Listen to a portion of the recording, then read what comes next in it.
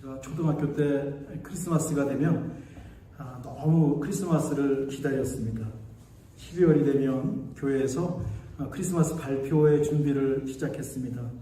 우리 교회 아이들도 올해 준비를 했고 잠시 후 유아 세례 후에 아이들이 나와서 노래를 할 겁니다. 제가 어릴 때는 크리스마스 전날, 크리스마스 이브 저녁에 발표를 했습니다.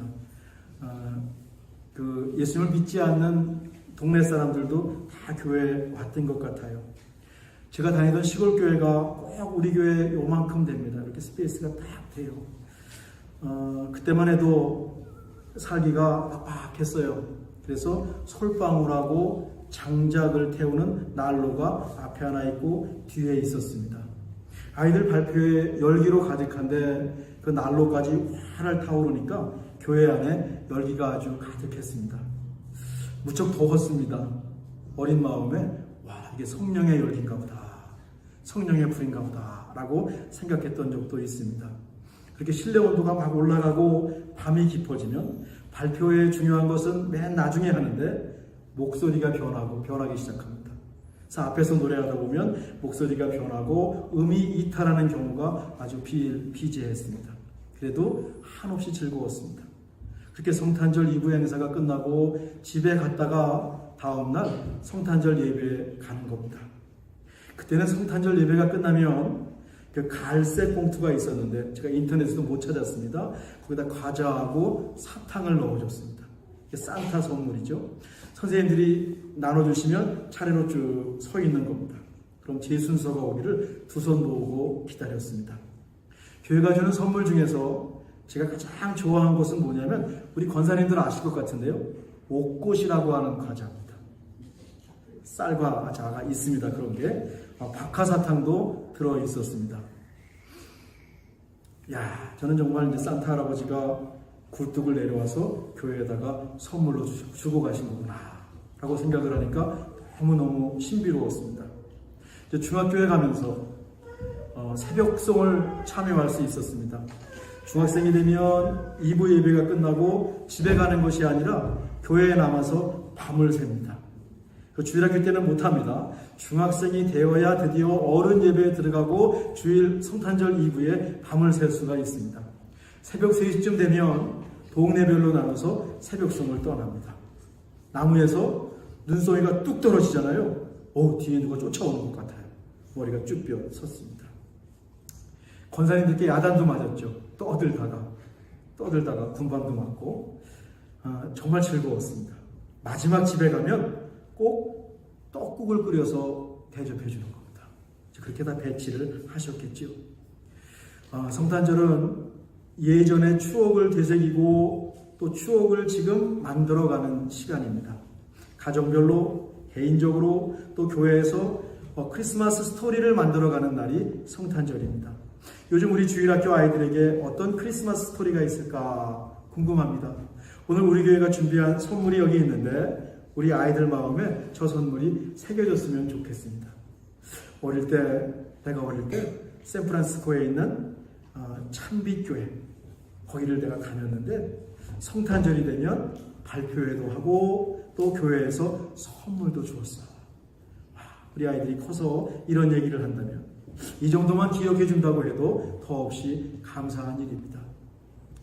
어린 시절 제가 성탄절을 기다렸다면 2000년 전 이스라엘 백성들은 자신들을 구원해 줄 메시아를 기다리고 또 기다렸습니다. 백성들의 삶은 쉽지가 않았습니다. 민주화가 덜 되고 나라의 형편이 어려울수록 이 빈부격차가 훨씬 큽니다. 부정부패가 심하고 모든 것이 투명하지 않습니다. 아프리카를 비롯한 많은 나라가 그렇고 당장 북한만 봐도 증명이 됩니다. 그래서 민주화가 되고 성숙한 사회로 가야 할 이유가 여기에 있는데 2000년 전 이스라엘도 딱 그랬습니다.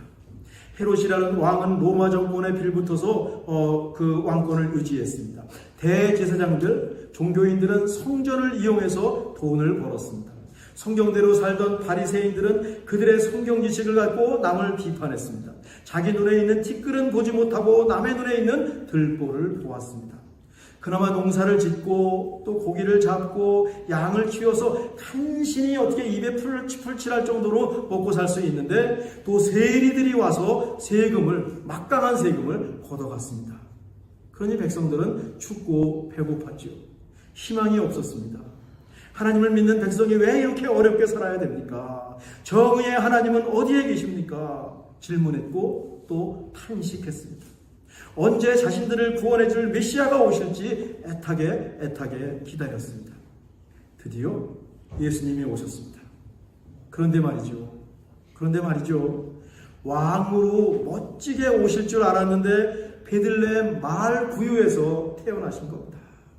나사렛에 사는 평범한 여인 마리아에게서 태어나신 겁니다. 구약 성경의 예언대로 태어나셨지만 사람들은 시시하게 태어난 예수님을 알아보지 못했습니다. 찬빛으로 세상에 오셨는데 어두운 세상은 그 빛을 알아보지 못했죠. 그래도 빛은 오셨습니다. 어둠을 밝히려 오셨습니다. 앞을 보지 못하는 사람들을 눈을 뜨게 했고 그들에게 빛을 주셨습니다. 압제받고 갇혀있는 사람들에게 자유를 주셨습니다. 배고픈 백성들을 먹이셨습니다. 죄인들, 소외된 사람들 친구가 되어주셨습니다. 마지막에는 자신을 몽땅 세상을 위해서 다 내주셨습니다. 세상 죄를 다 지고 십자가에 죽으신 겁니다. 이처럼 예수님은 우리에게 자신의 생명까지 다 주셨습니다. 찰스 집사님께서 기도하셨듯이 우리 모두 잠시 멈춰서 고요하게 성탄의 의미를 생각하고 되새겼으면 참 좋겠습니다. 성탄절이 이런 날이다 라고 하는 거죠. 오늘 우리가 읽은 시편 80편도 어려운 상황입니다. 1절 3절을 제가 다시 읽죠. 요셉을 양떼같이 인도하시는 이스라엘의 목자여 귀를 기울이소서. 그룹 사이에 좌정하신 이여 빛을 비추소서. 에브라임과 베냐민과 므낫세 앞에서 주의 능력을 나타내사 우리를 구원하러 오소서. 하나님이여 우리를 돌이키시고 주의 얼굴빛을 비추사 우리가 구원을 얻게 하소서. 하나님께 아무리 외쳐 부르짖어도 응답이 없어요. 주의 능력이 나타나질 않았습니다. 언제까지 기다려야 될지를 모르겠습니다.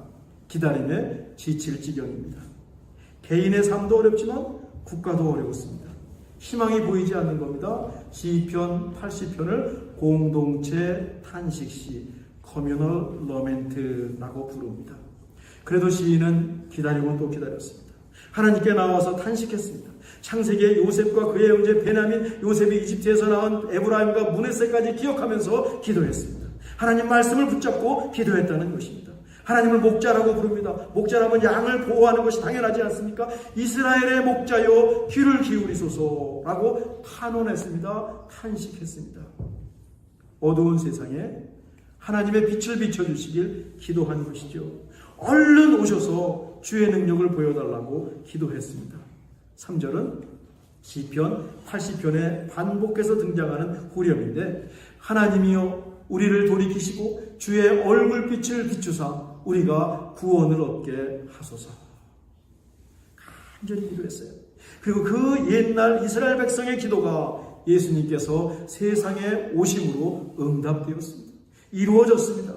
기도가 땅에 떨어지지 않습니다. 끈기 있게 참으면서 기도한 결과입니다. 그들의 희망대로 예수님께서 세상에 오셨습니다. 그래서 메리 크리스마스, 기쁜 성탄, 예수님의 탄생을 축하할 수밖에 없습니다. 늘 말씀드리듯이 기다림에는 끝이 있습니다. 그래서 포기하지 않고 하나님께 나와서 하나님의 도움을 구합니다. 살려달라고 기도합니다. 역사의 무대에 등장하셔서 그 일하시는 정의의 하나님을 보고 싶다고 간청합니다. 하나님께서 우리의 기도를 들으십니다. 힘없는 백성들의 기도를 들으십니다. 기다림의 끝, 기도의 끝, 예수님을 세상에 보내신 것을 보니 그것이 증명이 되었지요. 성탄절을 보내면서 그 아들 예수님을 아끼지 않고 우리에게 보내주신 하나님을 기억하고 하나님의 은혜를 기억하고 감사하기 원합니다. 우리와 똑같이 인간의 몸을 입고 오셨기에 누구보다 우리를 잘 아시는 예수님, 자기 목숨을 아끼지 않고 십자가에 죽으신 그 예수님, 사흘 만에 살아나심으로 우리에게 영원한 생명을 약속하신 예수님께 감사하는 성탄절이 되기를 간절히 바랍니다. 성탄을 맞아서 우리 삶에 빛이 비추기를 간절히 원합니다. 우리의 삶 어딘가에는 어두움이 있습니다. 그 어둠을 몰아내려고 애를 써도 그 어둠이 몰아내지지 않는 그 어둠이 있습니다. 2025년 성탄절을 맞이하면서 그 어두운 곳에 예수 그리스도의 참빛이 비추기를 간절히 원합니다. 우리는 물론 세상의 어두운 곳이 예수님의 빛으로 밝아지기를 간절히 원합니다. 그리고 주님과 더불어 또 교회에서, 가정에서 크리스마스 스토리, 성탄절 이야기를 많이 만들어내는 2024년 성탄절이 되기를 간절히 바랍니다. 기도하겠습니다. 하나님, 예수님의 탄생을 기억하면서 예배합니다. 우리 신앙의 선배들이 기다리면서 탄식하면서 기도했고 하나님께서 그들의 기도를 들어주셨습니다. 성탄을 맞아서 참비 식구들 각자의 기도, 세상을 향한 기도를 들으시고 응답해 주옵소서. 우리 마음에, 우리 삶의 빛으로 찾아오시옵소서. 예수님의 이름으로 기도하옵나이다.